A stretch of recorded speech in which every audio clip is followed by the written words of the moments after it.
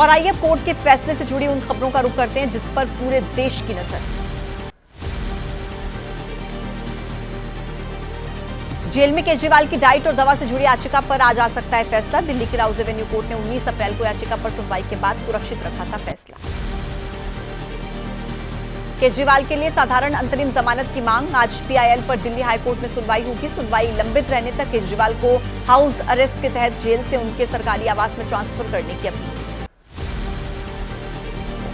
के कविता की जमानत याचिका पर आज होगी सुनवाई। अभी 23 अप्रैल तक न्यायिक हिरासत में है के कविता। दिल्ली आबकारी घोटाले से जुड़ी मनी लॉन्ड्रिंग मामले में हुई थी गिरफ्तारी।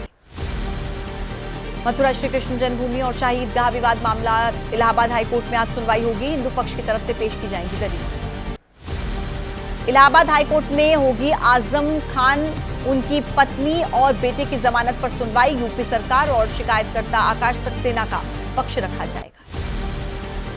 राखी सावंत की याचिका पर आज सुप्रीम कोर्ट करेगा सुनवाई। राखी पर अपने एक्स हस्बैंड की निजी वीडियो लीक करने का आरोप है। गिरफ्तारी से बचने के लिए हाईकोर्ट पहुंची राखी सावंत।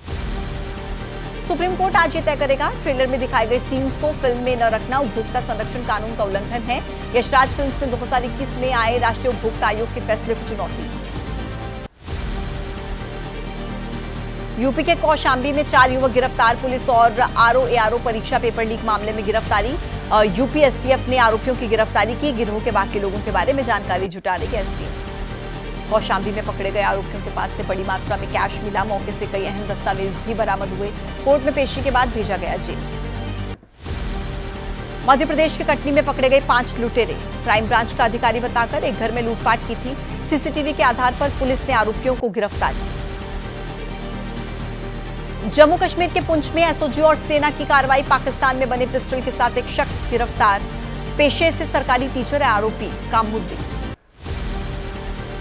कानपुर में दुकान मालिक के डांटने पर वारदात। दुकान पर काम करने वाले लड़के ने दुकान मालिक पर हमला किया। मालिक पर चाकू से ताबड़तोड़ 11 बार वार किया। और अब बारी है 9 सेकंड न्यूज में देश के कोने कोने से जुड़ी कुछ और अहम खबरों। दिल्ली के गाजीपुर इलाके में सुलग रहे कूड़े के पहाड़। कई घंटों से लगी कूड़े के ढेर में आग। आसमान में उठ रहे जहरीले धुएं से सांस लेने में दिक्कत। कूड़े के ढेर में लगी आग को बुझाने का काम जारी। मौके पर मौजूद है फायर ब्रिगेड की कई गाड़ियां। हवा के चलते तेजी से फैल रही है आग। लैंडफिल साइट के पास अफरा तफरी का माहौल।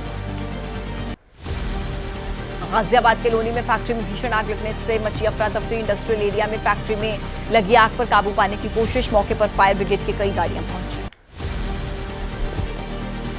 गुरुग्राम में लकड़ी गोदाम में भीषण आग लगी। गोदाम से सटी 1 दर्जन से ज्यादा झुग्गियां भी जलकर खाक हुई। आग की वजह से गोदाम में रखी लाखों की लकड़ियां जलकर। पंजाब के मुक्तसर साहिब में गेहूं की खड़ी फसल में आग लगने से किसानों में हड़कंप। करीब 70 एकड़ गेहूं की फसल जलकर राख। मौके पर पहुंची फायर ब्रिगेड ने आग पर पाया काबू। दिल्ली के शास्त्री भवन इलाके में सेंट्रल सेक्रेटरीट की कंस्ट्रक्शन वाली बिल्डिंग में आग लगी। मौके पर 5 फायर ब्रिगेड की गाड़ियां मौजूद। आग पर काबू पाया गया। दिल्ली में बीजेपी ने हिंदू नववर्ष समारोह का भव्य आयोजन किया। बीजेपी अध्यक्ष वीरेंद्र सचदेवा ने कहा कि जैसे केंद्र में राम भक्त का शासन है वैसे दिल्ली में भी राम भक्त का शासन होना चाहिए।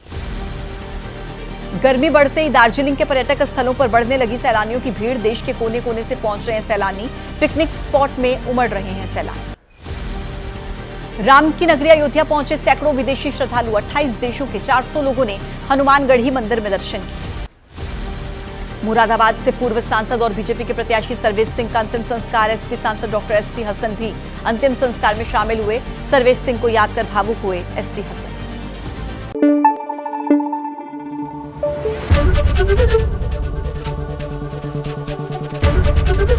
एबीपी न्यूज आपको रखे आगे।